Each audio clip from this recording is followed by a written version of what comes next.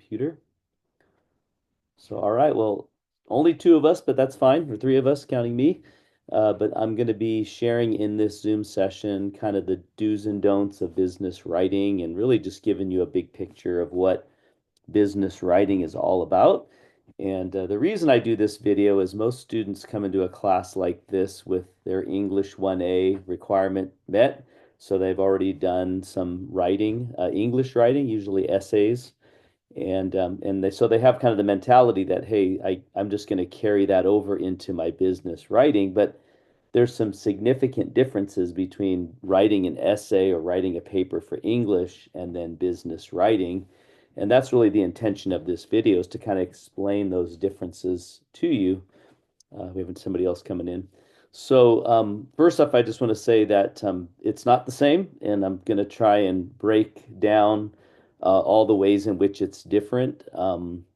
The one difference, main big difference between business writing, well, the two main differences between business writing and essay writing is number one, business writing is always going to be economical. That's what your book uses the term, meaning brief and to the point. Many times when you were writing an essay for your English class, they were telling you to make it 10 pages long. So you're trying to pack as much stuff as you can in there to stretch it out and make it as long as you can. Well, this is the complete opposite. It's about brevity, it's about clarity, it's about simplicity.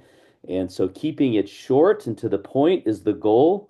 And why is that? Because business people are busy, right? We don't have time to spend reading a novel, right? We want to just read the gist of what needs to be done, whatever's being requested, and be able to get onto it. So we don't want to make our documents long. They should really be brief. And that's why, even though we have six writing assignments or seven writing assignments in this class, they're all like 1 to 2 pages, not even 2 pages, half page to 1 page. That's about it.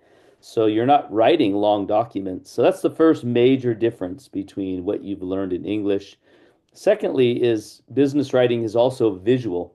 So it's how it looks. When you submit an essay or even write a book, there's really not much visual about it. Everybody's expecting to read text. And so they'll send, you'll write an essay. It'll usually be double spaced, content on an essay, and you indent the first line and you have a lot of space and it can go on for pages, double spaced without any breaks.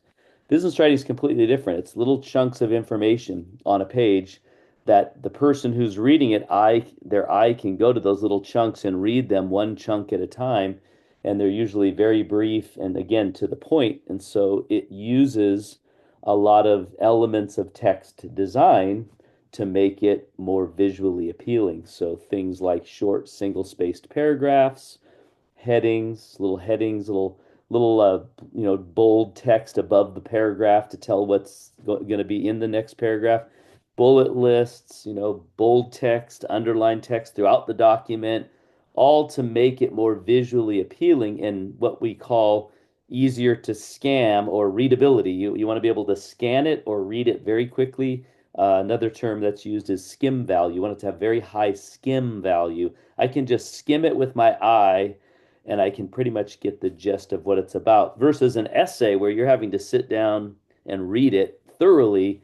A business document really is meant to be scanned or skimmed, and that's why you want to use visual elements of visual appeal to make it more skim value or make it more appealing to the eye and easier to read. So that's kind of the two main differences.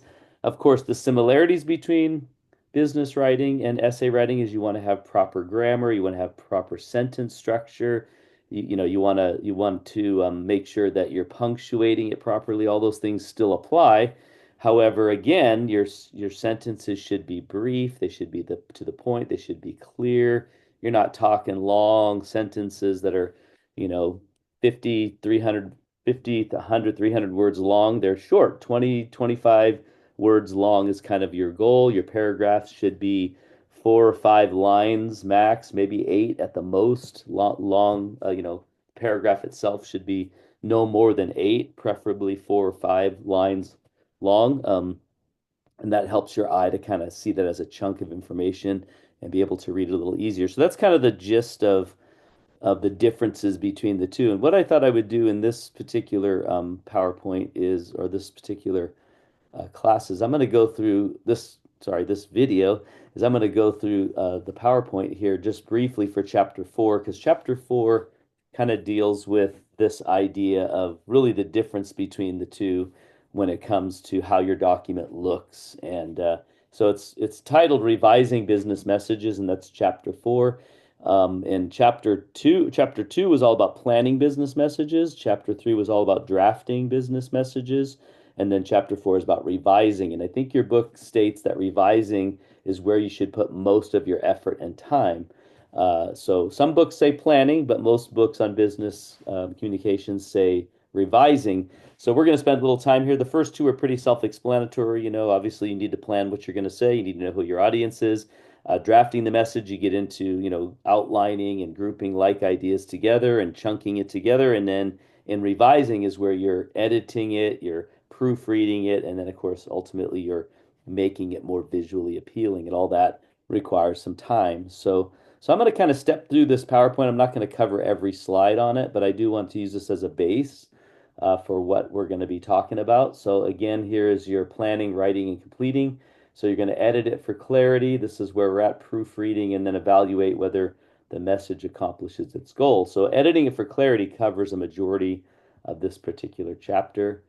And so I'm not going to, it's kind of going through those. And so first thing, again, that you want to do to keep your document brief and concise is, and to the point, is get rid of flabby statements. Be careful of things like at this point in time, when you could just say now, or sorry, or the next phrase, due to the fact that people like to sound like lawyers. So they think because it's business writing, it's got to be very formal, and that's not true. It needs to be conversational, and we'll talk about that, show you that. But basically, flabby expressions are things like at this point in time, due to the fact, where you could just say now or because.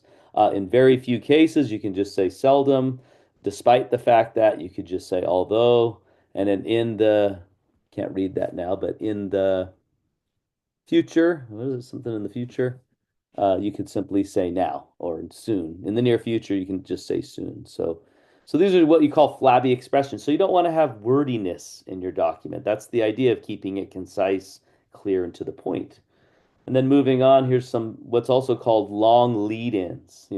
I am writing this email to you today because, and then you get to it. You don't need to do all that, right? Here's some examples. This is to let you know that Monday is a holiday. Why do you need to say this is to let you know? You're obviously letting me know. Why not just say Monday is a holiday, right? Or another long lead in would be I'm sending this email to announce that an internal audit begins on January 5th. You don't need to say all that. That's wordy, right? Just say our audit begins on January 5th. That's a way to get rid of wordiness. When I was taking this class for my bachelor's degree many years ago, he gave us a paragraph of text and said, I want you to edit this down and get rid of everything that is unnecessary. And we were able to get it down to one sentence, and it still summarized the entire paragraph. So that's the idea. Get rid of your wordiness.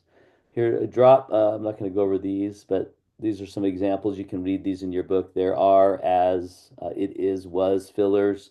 I don't need to cover those, but the idea is keeping it simple and clear. And then here, this one is worthy of discussing, is reject redundancies. So we might say combined together, but we could just say combined or together, either one. Exact same. Isn't exact and same saying the same thing? So you can either one. My personal opinion. Again, you don't need to say my personal opinion. Isn't my opinion enough? So you could just say my opinion. Refer back. You can say either refer or you can say back. Either one is fine when you're, but these are what we call redundancies. So be careful of those. That makes your document long. And then purge empty words. So here's again some wordiness. In the case of General Motors, the car company was reorganized. Why not just say the car General Motors was reorganized? We are aware of the fact that many managers need assistance. Why not just say we know many managers need assistance? When I arrived, I deposited the check immediately. Why not just say I deposited your check immediately? So these are all ways in which you can make your document more concise and clean and simple to read. I'm not going to cover this slide. I'm not going to cover that slide. All right, so here's ways, and again, keeping it short and simple. That's the goal of business writing, and clear. So here again, there's a wordy statement. It would not be advisable for you to affix your signature at this point. Sounds very formal. Business writing is not formal unless it's the context for which you're writing it. Maybe that's the environment, or maybe that's the industry you're in, and it requires it. But in most cases, general in emails and communications among other yourself and other employees is pretty much meant to be simple and short and to the point.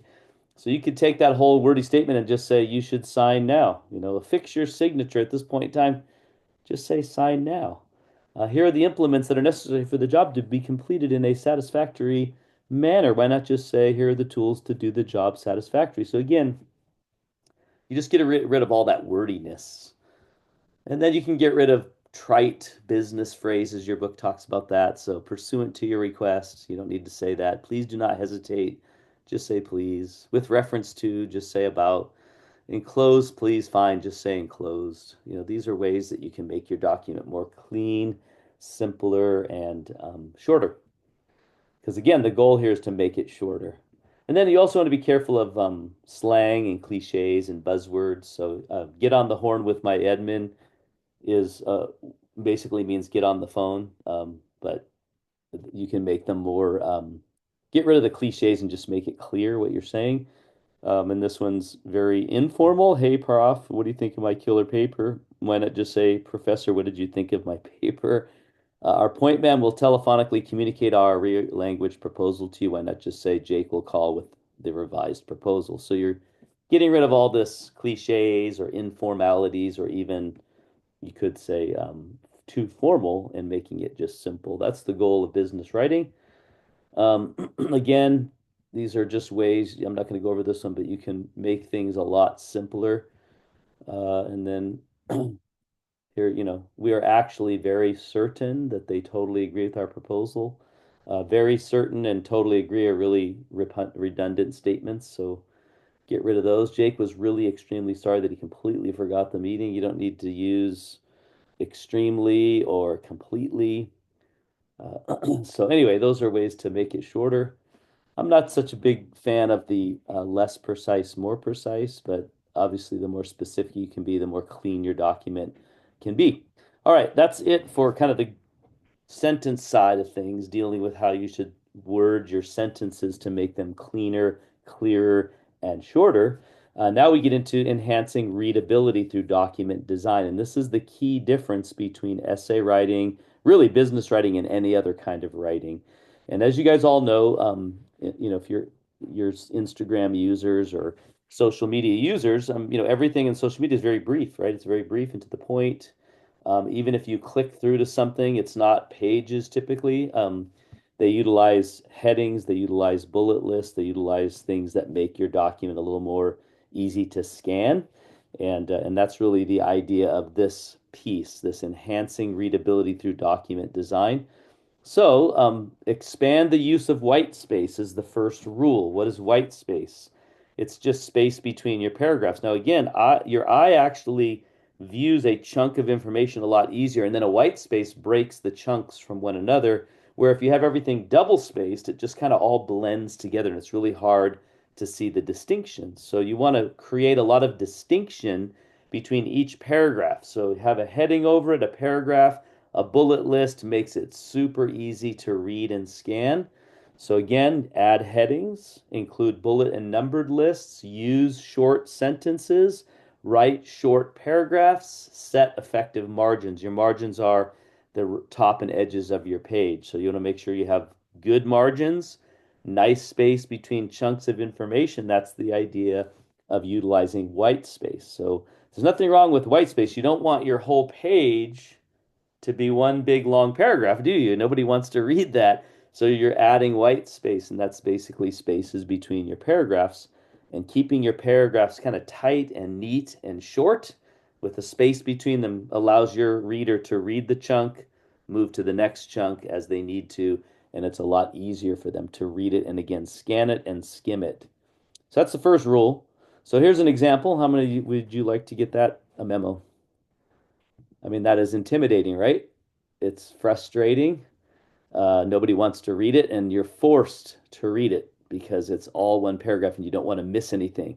There's no text design to it. So let's look at it again. The first thing is margins. So the margins are the first thing you want to utilize, and that's where you're setting the margins around the edge of where your text is. So it should be 1 to 1.5 inches. I think 1 inch is the perfect industry standard. You only gonna want to go 1.5 inches if your document is really short and you're trying to center it in the page. Other than that, it should be 1 inch. So here's another example of a memo that is all a block of text. And it even has an indent on the first line, which is a no-no in business writing. And it's all one paragraph, and it's not formatted properly as far as it being an email or a memo. So next thing I'll show you is when it comes to your paragraphs themselves is you want to use effective margins. You want to use what's called right ragged. So for instance, let me see if I go back to that one. So this one here, if you notice, the paragraph is right justified and left justified, meaning it all lines up perfectly even on both ends of the document. Let me see if the other one did that. Yeah, the other one did that as well. But right ragged basically means that, oops, is that you're going to set it where the end of the line, here's a sample on the page, it just wherever the word that ends closest to the end of the page will wrap around to the next page. The next word will wrap around, and it kind of makes your right side ragged. I don't know that I really care either way personally, but I think they're saying that right ragged is more professional. So it's a little easier for you to read as well. So utilize ragged right margins. And then as far as font styles, so again, you want to change up your font styles a little bit when you're writing a document. Your headings should be a sans serif font, which basically means they're real boxy and blocky. Another way to say it, if you notice serif fonts to the right have little divots at the end of the letters to kind of make it a little more easy for the eye. So they say body text should be serif, headings and things like that, titles should all be done with sans serif. I'm not really looking for that. I'm just looking for whether or not your document looks neat and has text design. And then obviously you can use different kinds of typeface depending on, the usage. I think in a professional document, you should use things like Arial or Calibri or Times Roman or any of these on the left. Two are kind of fine. You want to start getting into all these creative ones, it makes your document difficult to read. So in a professional environment, I would stick with the ones on the left. And then this is a big, very important one. Two things to say here. One is your document should never have fonts smaller than 10 and never larger than 12 in the body of the text. Now, if you have a heading, it can be larger. If you have a title, it can be larger, but your paragraphs should have 10 to 12 size font.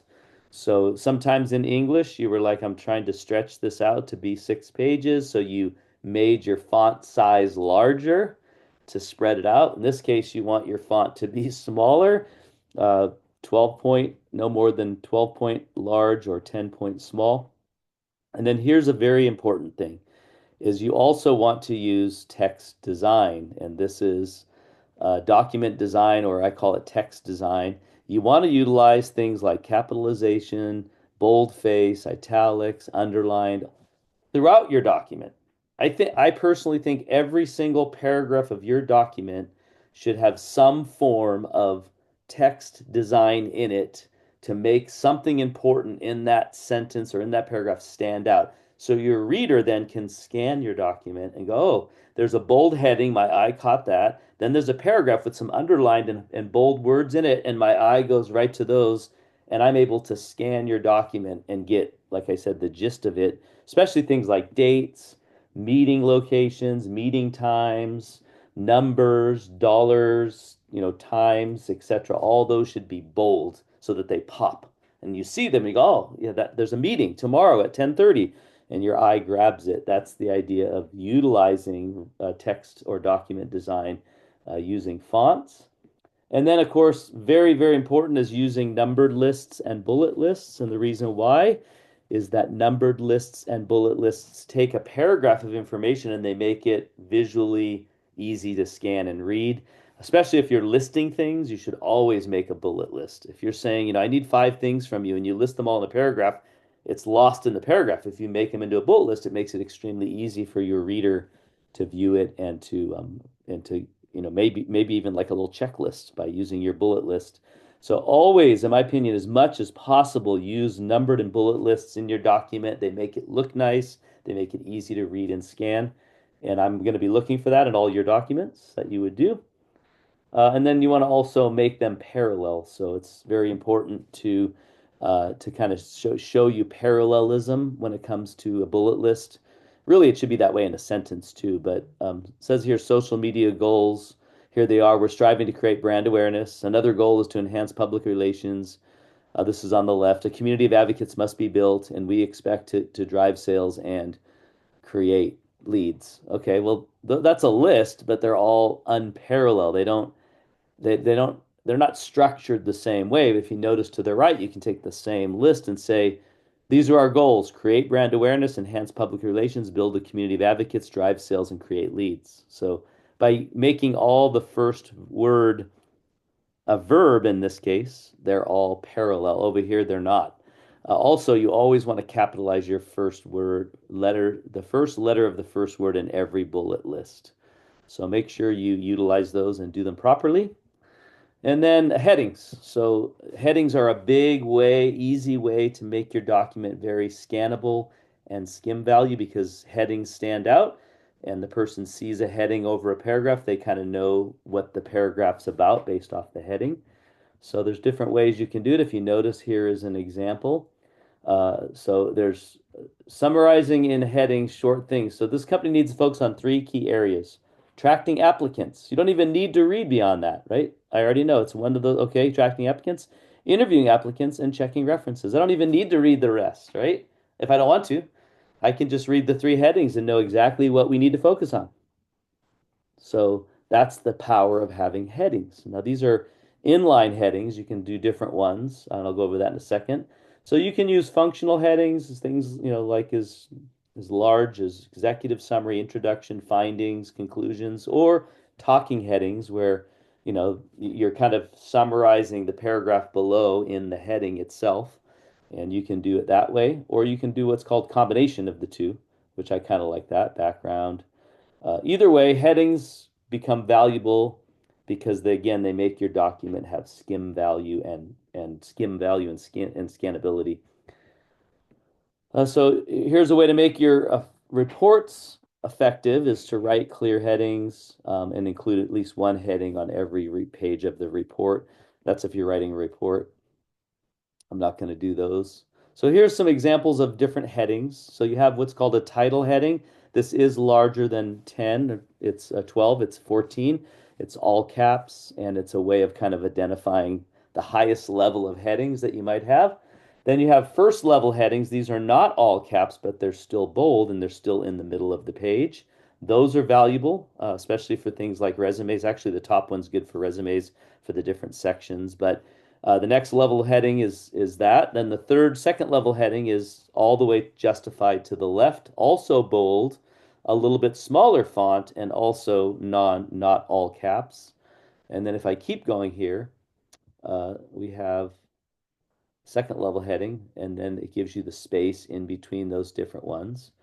So here's an example of a document that I actually received at the college years ago, and I just use it as a sample. It's not terribly bad, but again, and it does have some italics in it. It does have some bold, so that helped.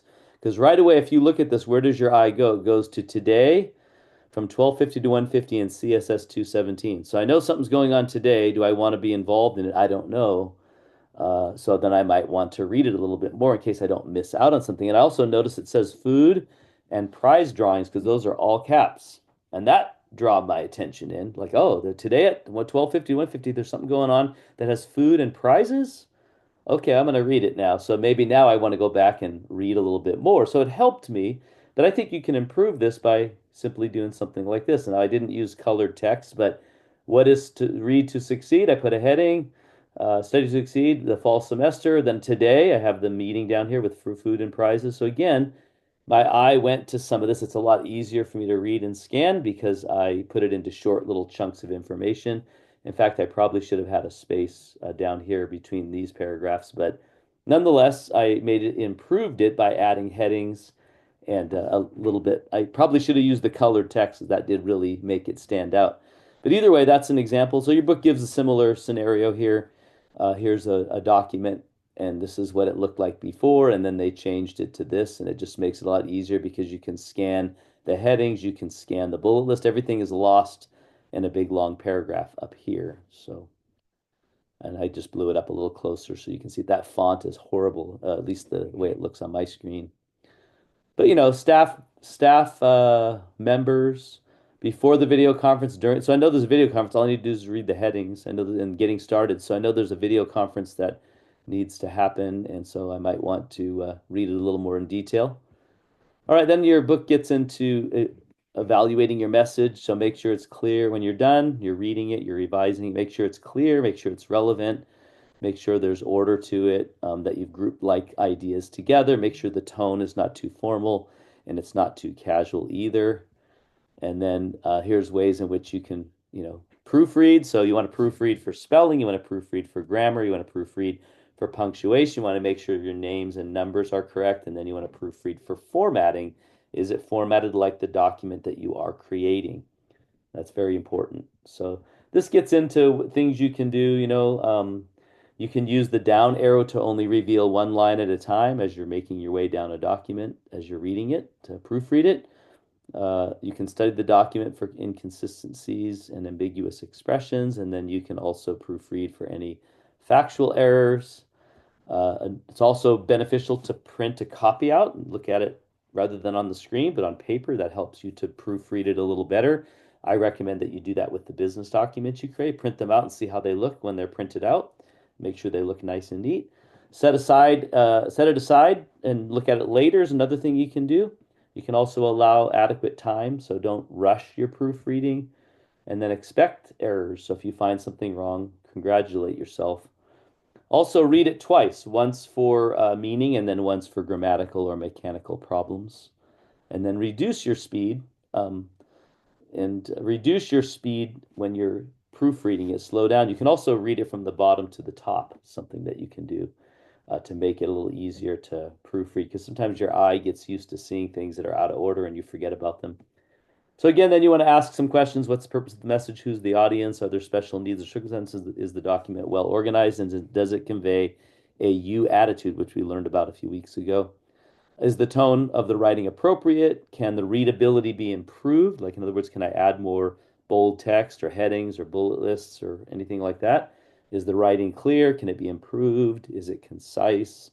Does the design support the message? Very important on this is my way of making sure that or you can test yourself is read your document and read it a few times, walk away, come back. If there's ever any moment for you who wrote it that you stop and have to backtrack because it's not clear, that means it's not clear and you need to rewrite the sentence.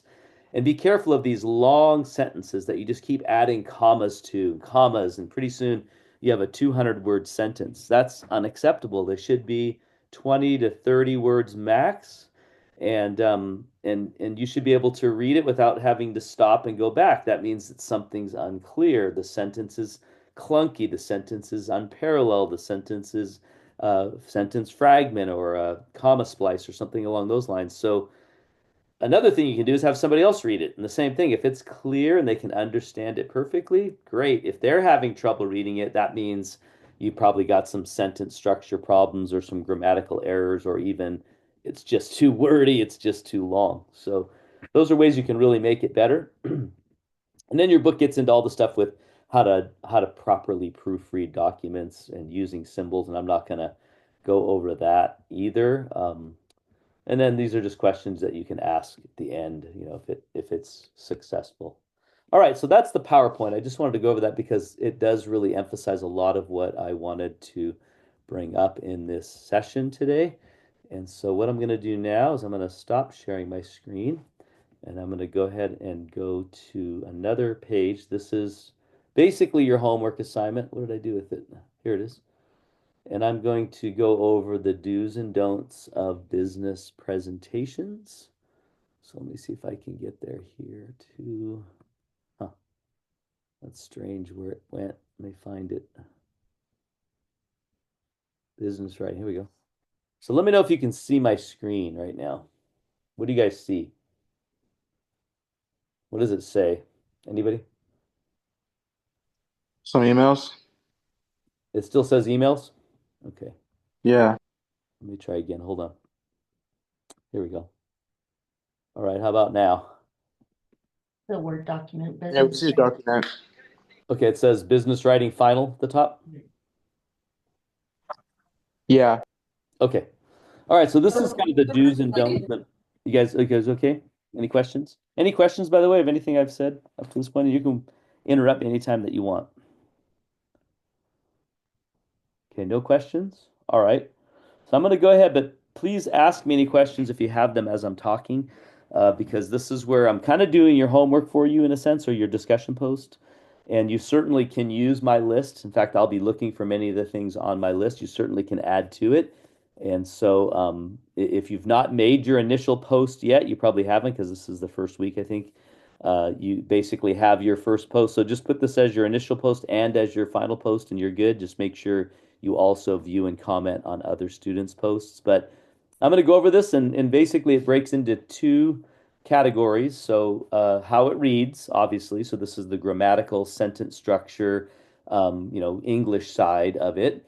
And then, secondly, how it looks. And I believe in business writing, it's 50-50. So, how it reads and how it looks equal up 50% of the document, and you'll be graded 50% on either one. So, 50% on how it reads and 50% on how it looks. And so I'm going to go over these. I'll explain them to you, and then we'll move finally into some samples of this stuff. So, all right. So first thing is the do's, and let me see if I can get it. So the first thing you want to do in business writing is you want to use a conversational tone. So what I mean by that is that it's not too formal and it's not too informal. That's very important. So how would you talk to somebody? That's the way you should write your business documents. Again, I think the fault here is most people feel like, well, it's business, so I have to be very professional sounding. I got to use big words and I got to use these pursuant to the fact that, and all these weird trite phrases that people would expect me to use, but you're not a lawyer and it's not necessary. Clarity, simplicity are the key to business writing. So keep it conversational. Is this how you talk? Is this how you would speak if you were sharing it with somebody else? That should be the tone of your document, and just conversational every day. If it sounds like you're trying to be too formal, then you probably are. And then too informal would be, things like using emojis and shorthand and stuff like that. That's unacceptable as well. So just kind of find the middle ground on those two. Secondly, is it should be positive.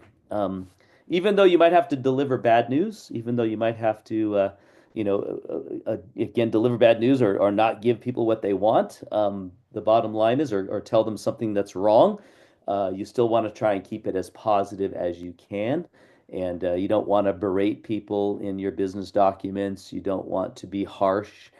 You want to be positive. You want to be forward thinking, forward looking. Focus on what you can do. There was some sample sentences that I don't know if you guys did those sentences. I think you did on the exam. And one of them was, the construction was stopped and halted because the footings were still wet and they had to wait. And so the sentence is totally negative. Like, we can't do your project because the soil's wet and da da da da and all this. Well, you can take the same statement and make it positive, and some of you did a good job on that. Basically, it's, hey, construction's going to start soon once the soil is dry, right? I focus on what was going to be done, not what can't be done. I didn't say the soil is too wet to do anything and your construction project is at a halt at the moment. That's negative, right? Make it positive. We're going to start very soon once the soil's dry. That's what you should do in your document. You should always try and focus on the positive, even when you got to deliver negative news, even when you got to deliver something that identifying something that's wrong. You can always give a positive. Hey, I want a refund. Can I get a refund? Is their request? Unfortunately, we're unable to give you a refund. However, we can give you a discount coupon or something like that. That's ways in which we can make it positive. All right, so positive tone, not negative, harsh, or what you can't do. Thirdly, is clear and plain. So your language doesn't need to be flowery or trying to sound impressive or trying to sound intellectual. Just make it clear, simple, plain, everyday language that we would use. this has becomes very valuable, especially in multicultural settings as well, because people from other countries don't understand a lot of the verbiage that we might use, but if you keep it clear and plain, they will, and majority of people will. So keep it simple, clear, plain, everyday language that you would use if you were talking to somebody that was, a junior high school student or something like that. That's the way to speak in business writing, and you can do that in a professional manner. Number four, make sure it's you centered, not me centered or we centered. So again, this was a big point in your chapter two or three, one of the two. What you centered means that the document, whatever document you write in business, should always be about the reader and not about you as the writer. So what's going to benefit them, what they can do or what can be done for them, and not what we do. So the example on this one was that one about, I liked it. It was the one about, we can't give you cash refunds for your merchandise. It was a sentence that you guys had to rewrite and make it you centered. It says we have a national policy that we don't allow cash refunds, and it's all about me, we as the company writing this message to their constituents. And so you just reword it, hey, we're offering you name brands at discount prices. So I reworded it, to continue offering you name brands at discount prices, you can get store credit for returned merchandise, but unfortunately not a cash refund. So it's all about them, right? It's the benefit to you, not about what I will or will not allow. And that's what we mean by you centered, is you're focusing the emphasis on what benefits or what's good for the reader. And that makes your document more acceptable to people. Again, brief and short, that's back to clear and plain, brief and short. Some people get really wordy, and you got to be careful that your document's not long sentences, long paragraphs, unnecessary statements and words. You're just rambling on and on. No, short, brief. I'm going to tell you right now, every single assignment in this class that you're doing a writing assignment, minus your resume, unless you've had a lot of experience in your resume, then you can do more than one page. Everything should be one page. Everything. You should not go into 2 pages. If you did it, you've made it too long, in my opinion. So I'll even say that it should have been one page. Should have been one page. So you need to edit it down for clarity and conciseness so that it's one page. That's really the goal. All right, number four, you should change up your sentence structure. So sometimes use simple sentences, sometimes use compound sentences, which include an and or a but, and a comma. Sometimes use complex compound sentences, complex sentences. Anyway, there's four different types that you went over in your book. That just helps your document flow a little better without having to make these long, flowery sentences, but they allow you to have a little bit of if you have all short sentences, it kind of sounds choppy. So kind of mix them up a little bit, makes your document sound more professional. Again, 20 words is the length of your paragraph sentences. So roughly 20, you're shooting for about 20.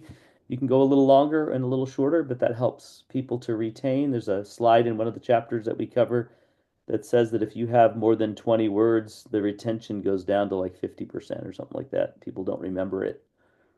And then use proper grammar, punctuation, etc. You want to be careful that you don't treat a document, a business document, even a text, for that matter, or even especially if it's in a business setting or even a social media post, you don't want to use shorthand. You don't want to use that kind of stuff. You want to use proper grammar and proper punctuation, and then complete sentences, not shorthand, not emojis, not incomplete sentences, not no punctuation. You should utilize all that.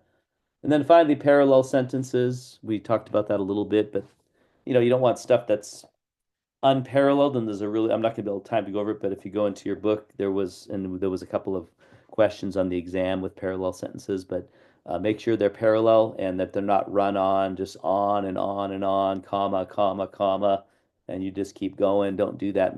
Cut them down to a few sentences, and that's going to make your document a lot better.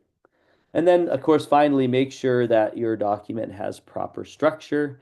So there should be some kind of an introductory statement, whether that be the salutation of a letter, whether that be the first paragraph of your document, kind of an introduction. Then there should be the body of your document. And then there should be some kind of conclusion, whether that's a closing greeting or whether that's some kind of a course of action. You should always have your every document. I don't care if it's a text, if it's a email, they should be a little bit of an introduction, some kind of a body of what you're trying to get across, and then some kind of a conclusion. and that's good. And then again, group similar ideas together. So you shouldn't be talking about in paragraph one the same thing you're talking about in paragraph three. Put everything that deals with one topic in paragraph one, and then put everything that deals with another topic in paragraph two. And every paragraph should be chunked with information about that particular item as you move your way down through the document. All right, I think that's it for the how it reads. Those are all very important, and I'll be looking for all of those things in your writing assignments coming up. And now it's how it looks. So this is the other side of the coin, and this is what separates, because all the things I've mentioned to you there, for the most part, are true in essay writing, except maybe, you definitely can be flowery and impressive and expressive in an essay, where in this business setting, not that you don't want to be impressive, but you definitely want to keep it short and to the point and get your message across. But these all that we're going to deal with now are things that are completely different than essay writing, and this is what I want to make sure you get and understand. And the first one is that all of your paragraphs, all of them should always be single spaced. So the don't is double spaced or less than single spaced or more than single spaced. Sorry. One thing you have to check here is you'll scan your document, it'll say that it's single spaced, but you still aren't because there's a line setting before and after the paragraph. So you need to go to the paragraph setting and make sure that your lines before and after are set to 0. And that'll then and only then will it be truly single spaced. And I catch that all the time. So, but make sure they're single spaced paragraphs. Now, the only thing in all of business writing that is double spaced is the heading of a memo. All the rest is single spaced. Even the signature blocks on the bottom where you sign your name, single spaced. Everything's single spaced. Okay, first rule. Second rule, short paragraphs, short, separated by spaces. Remember, I told you chunks of information. Every paragraph should be a few lines long, max 8 on a very long document, but most short documents, 3 or 4 lines long, then a space, and then another paragraph with 3 or 4 or 5 lines at the most. That makes your document easy to read and scan. Very important, never all one paragraph. So you should never get just one paragraph in an email. Never get one paragraph in a memo. Never get one paragraph in a letter. It should be short paragraph. Even if it's a short one paragraph, break it into two even shorter ones. Make it 2 sentences. If that's all it is, it's just 2 sentences long. Make it 2 separate sentences, separated by a space. That's going to make your document way more scannable and readable to your audience. So I'll be looking for that short, single-spaced paragraphs. Again, 8 line max is the goal. And notice I put there in bold and in highlights, no indents. Business writing does not use indents on the first line. I tab over after. No, it should be left justified the whole way down. So no indents, and I'll mark you down for that if you put indents and if your paragraphs are longer than 8 lines, or if it's just all one paragraph.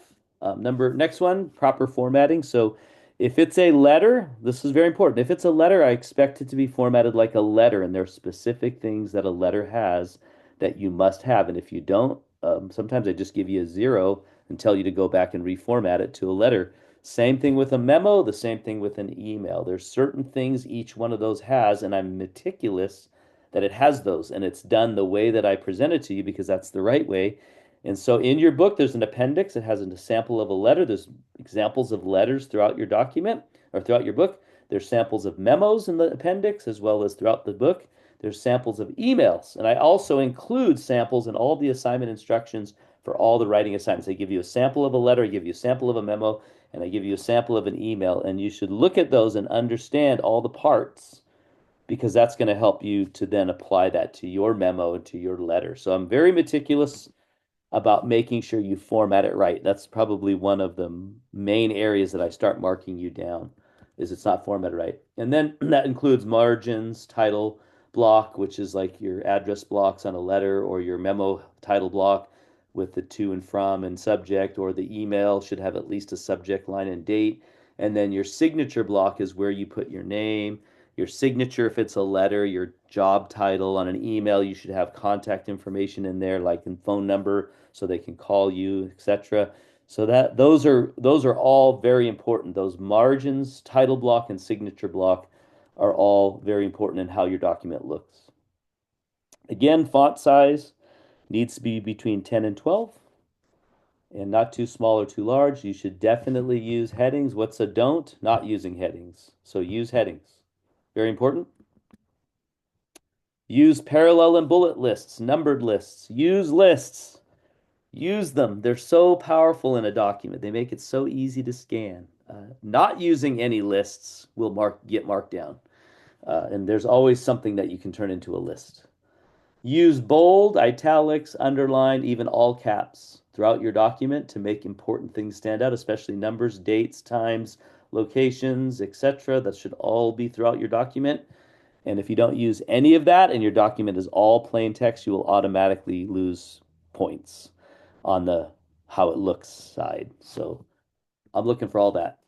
And then again, fits on one page. So we want to try and fit all these documents on one page, not more than one. The only one that can go more than one is a resume, and that's only if you've had many years of experience working. Other than that, everything should be one page or less.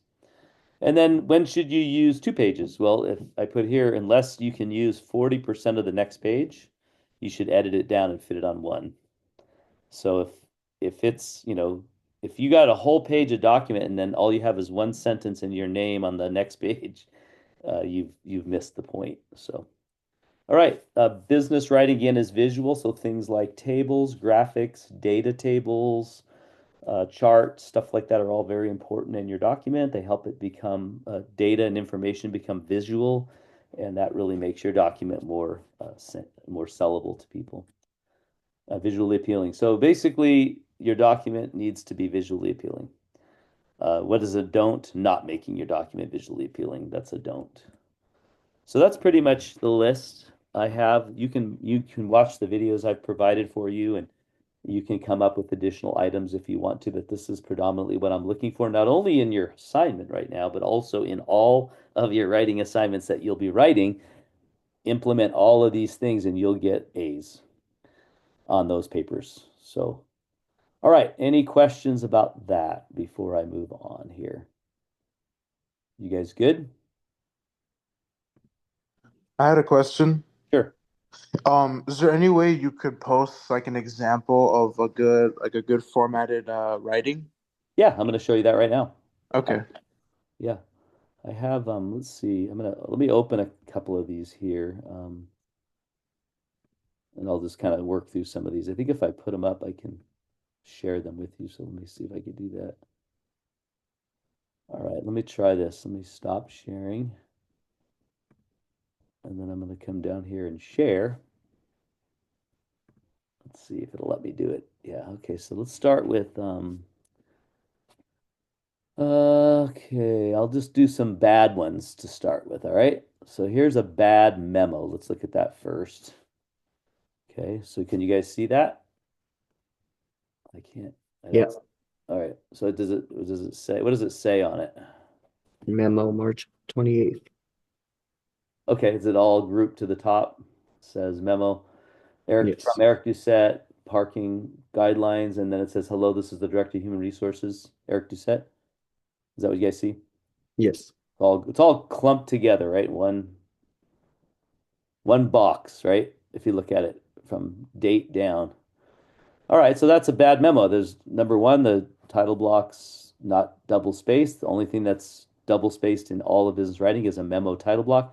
And then it's all one paragraph of text. So I can, come down here and I can fix all this really quickly. I can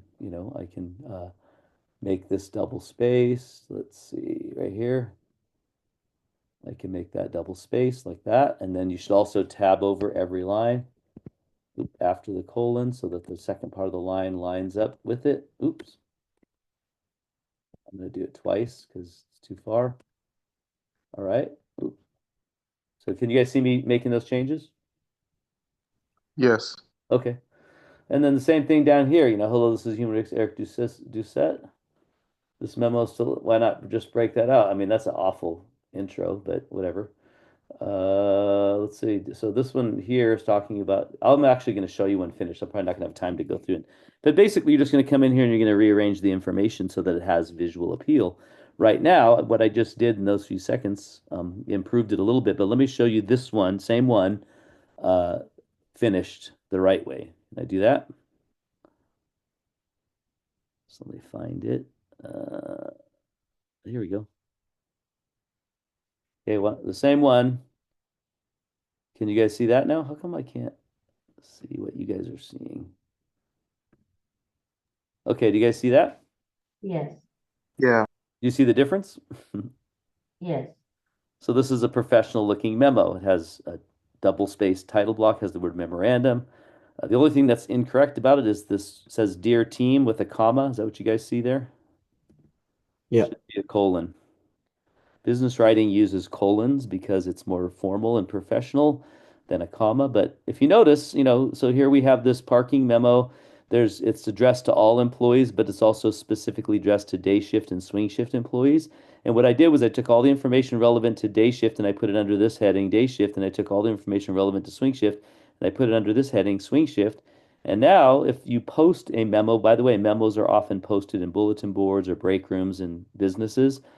uh, Everybody can see it, right? And they'll come and look at it. Like, oh, okay, all employees. What's this about? Oh, I must have a white ticket, or else I might get a ticket if I don't. So must have to register my vehicle, a white sticker, and they're going to be doing that on March 12th through 13th. And I'm also a day shift employee. So what does that say? Oh, I must park in lot A, and I must avoid parking at the curb. Now, if I go back to the other one that you were just looking at, did you guys get any of that information in the few seconds that you looked at it? no, You didn't, right?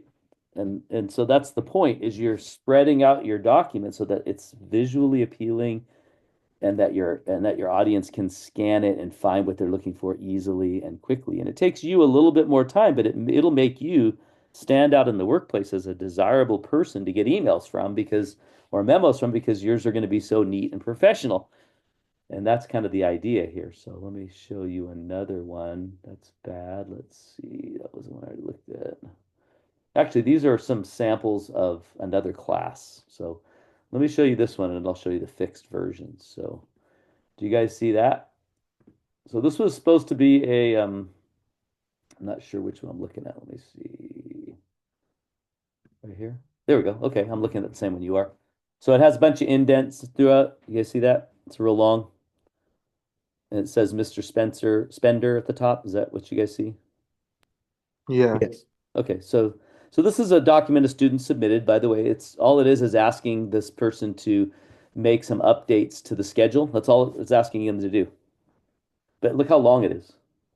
I mean, it's super long, and it's in every way, every whatsoever is not a good example of business writing at all. And it's what often happens in most businesses today, which is unfortunate. Let me show you the same one done right by another student. And this one, if I can find it, it's number 5. I think this is it. Okay, can you guys see that? yes, And do you see the difference? yes, So this one's properly formatted like an email because it has a full signature block at the bottom with contact information. It has a subject line. It has, but notice it has this. It's all he's asking for is the updates of this particular comic book translation. So these are the updates required. He put it in a nice little list so you can see it. And then additionally, can you please do these 2 things? I mean, that other one was 3 long paragraphs long. And it's not business writing. This is the perfect example of what you should make your document look like. It's brief, it's to the point, it's clear, it makes sense, it's got skim value. That's a great example of business writing. Let me try and find another one. This was assignment number 9. This was the same class. So yeah, so here's the first one. I'll share this with you. Okay, that's the good one. All right, so you guys see that? Not bad. I mean, but it has an indent on the first line. Do you guys see that? Does it say X3 multimedia employees at the top? yes, yes, Yes. Memorandum? Okay. So again, it's not a memo because it doesn't have a double space title block and it's not tabbed over after the colon. But also memos, by the way, do not have any signature block at the bottom. So this one has Ivy Lee as the president. So it's not really formatted like a memo. So I would send this back and say, please format it like a memo. But then notice again, it's all one paragraph and it has an indent and everything's lost. The only thing you kind of catch is the date, but it's not even made bold. So it doesn't really stand out. So I'll show you the same assignment again, completed minimally and in my opinion correctly. This one may have been able to use a little bit more to it, but let me see if I can find it. Here it is.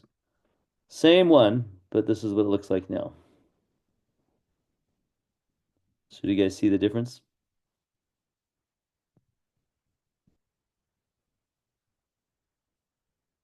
You guys see that? Yes. So notice the other one was a paragraph of text. I didn't even know what it was about. But this one, I know it's about some kind of a Good Friday pay, as a paid day off. And April 18th, 2025 is a Good Friday. So here's the notice. I'm pleased to announce the information below, which outlines the details for Good Friday, April 18th. Salaried employees, it's a paid day off. Hourly employees, it's optional day off. No paid time off for Good Friday. Hope you enjoy your Good Friday. I mean, it's clear, it's to the point, it makes sense. You can post it on a bulletin board, everybody sees it. That's the difference. All right. Does that give you enough as far as examples to kind of know what we're talking about? I would Yes. say so.